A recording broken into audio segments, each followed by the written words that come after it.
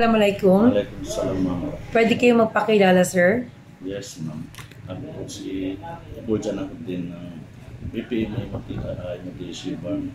BPME Support Management Office siya si Sulog ng Yes. Motisi. Yes, sir. Pwede niyo kami kwento sa recent situation dito sa port ninyo? Okay naman yung port natin, ma'am.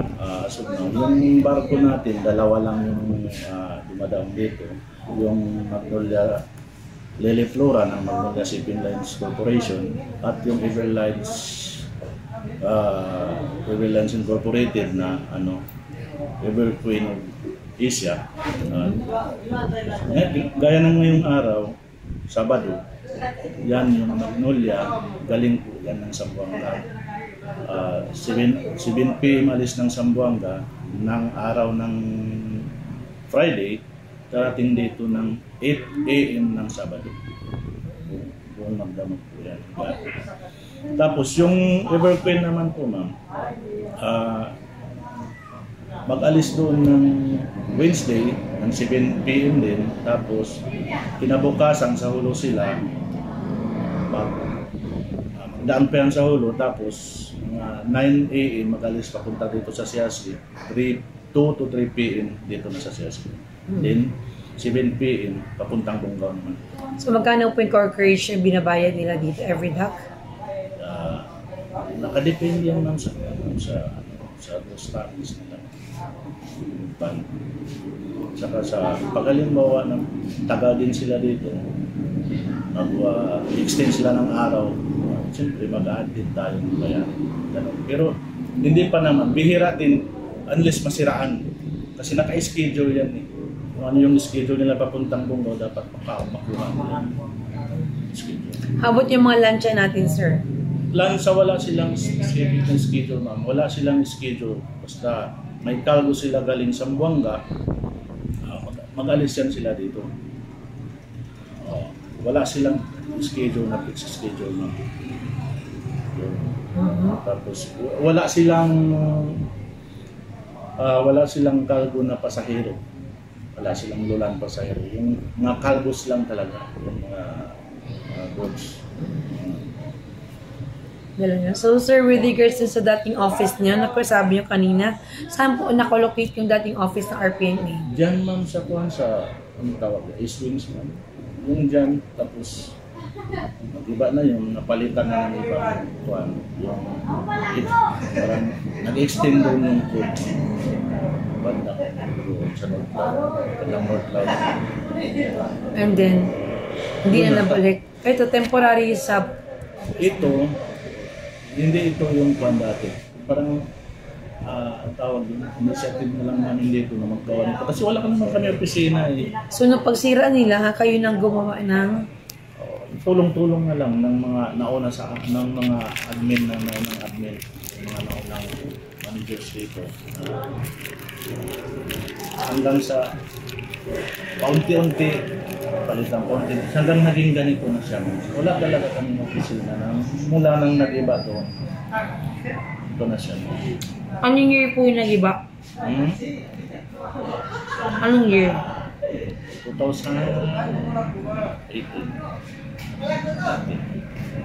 Araw pa yun.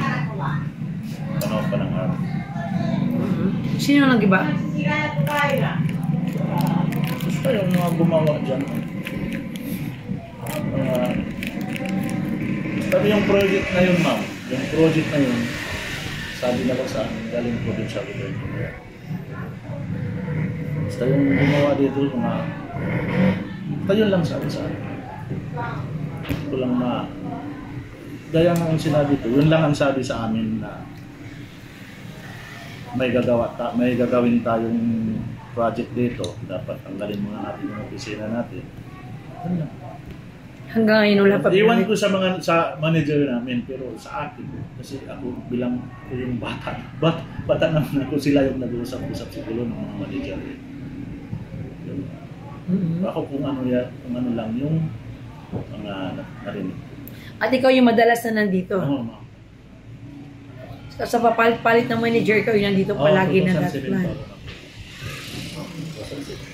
2007. Sir, pwede yun sa mga puso natin, Nakapagbigay na ba kayo ng notice before or solution ng municipal that dapat nagdadak lang sila pag pick up ng passenger? Nakapag-meeting na rin yan kasama si municipal, si Marina, si Coast Guard, na mag-dock lang kayo kung schedule nyo ng layag.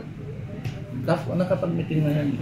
Tapos, ilang araw, ilang buwan lang, paunti-unti sila bumabalik sa kung ano yung nakaugalian nila, yung nakasanayan nila. Hanggang naging ganyan na naman. Dati, pagbaba ng pasayro, nag-alis na sila. Kasi may mga magdadak na iba, yung mga maliliit na kailangan din mag-dock dyan. Tapos, kalaunan ma'am, naging bumalik na naman sa yung nakasanayan nila. So itong mga puso po ba na to, nagpo-coordinate po ba sa inyo before and after they leave? Nagpo-coordinate sa inyo? At nagbabayad ng corcourage dito? Wala. Kung may cargos lang sila, kung may mga cargos lang sila, yun, binabayaran din sa atin. Pero maliit lang naman ng mga cargos nila. Siyempre, pang tao yan eh. Pasahero na tao lang yan. Kadalasan yung lulan nila eh.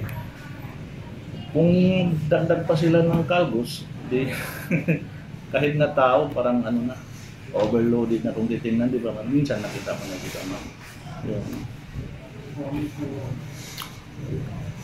So, aside from that, sir, meron pang gusto mong iparating sa bar? Gusto niyong maayos dito sa inyong port? Siyempre, unang-una, yung port natin, isa sa pinaka-busiest port sa 2nd District. Kasi, yung Lugos, Laminosa Island, Laminosa kasama rin sa Siasi, yung mga island dito karating ng Pandami at Siasi, yung Pandami, Nubulgan yan, dito yan nagsasakay, dito yan sumasakay ng papuntang Zamboanga. So kung titingnan natin yung port natin maliit lang, so kung tatauhin talaga na congested talaga siya, ma'am. So kung maaari, yung kailangan talaga natin ay yung port expansion. Yan talaga siya, para maiwasan yung sinasabi natin congested.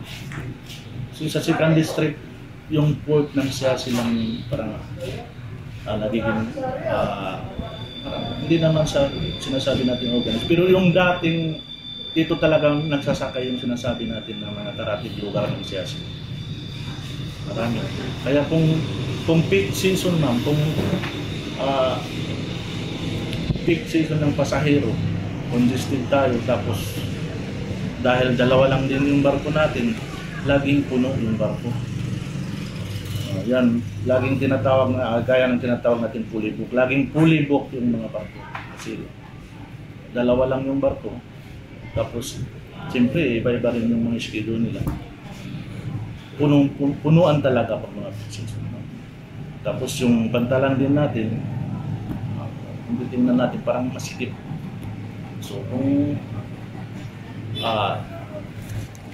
pinakamainam na yung port expansion. Yan talaga. Yun lang?